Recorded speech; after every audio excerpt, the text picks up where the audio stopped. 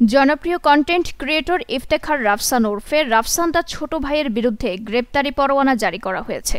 অনুমোদনহীন blue drinks বাজারজাত করায় আজ বৃহস্পতিবার বিকেলে বিশুদ্ধ খাদ্য আদালতের বিচারক আলাউল আকবর এই আদেশ দেন। নিরাপদ খাদ্য কর্তৃপক্ষের ক্ষমতাপ্রাপ্ত খাদ্য পরিদর্শক মোহাম্মদ কামরুল হোসেন এক আবেদনে বলেন, ব্লু ড্রিঙ্কসের কোনো অনুমোদন নেই। ওষুধ প্রশাসনও জানে না ব্লু ড্রিঙ্কস ওষুধ না পানীয়। এর প্রেক্ষিতে ইফতেখার রাফসানের বিরুদ্ধে গ্রেপ্তারি পরোয়ানা জারি করা হয়। অভিযোগে জানানো হয়, কুমিল্লা সদরের বেসিক শিল্পনগরী এলাকার মেসার্স ড্রিঙ্ক ব্লু বেভারেজ প্রতিষ্ঠানটি মোড়কজাত করা নিবন্ধন সনদ গ্রহণ না করে ইলেকট্রোলাইট ড্রিঙ্ক পণ্য প্রস্তুত করে আসছিল। এছাড়াও কারখানায় কোনো পরিমাপ যন্ত্র না থাকায় হাতে করে বোতলজাত করা হচ্ছিল ড্রিঙ্কসগুলো। নিবন্ধন ছাড়াই মোড়কজাত ও বাজারজাত করায় ওজন ও পরিমাপ মানদণ্ড আইন তাদের ৩০,০০০ টাকা অর্থদণ্ড করা হয়।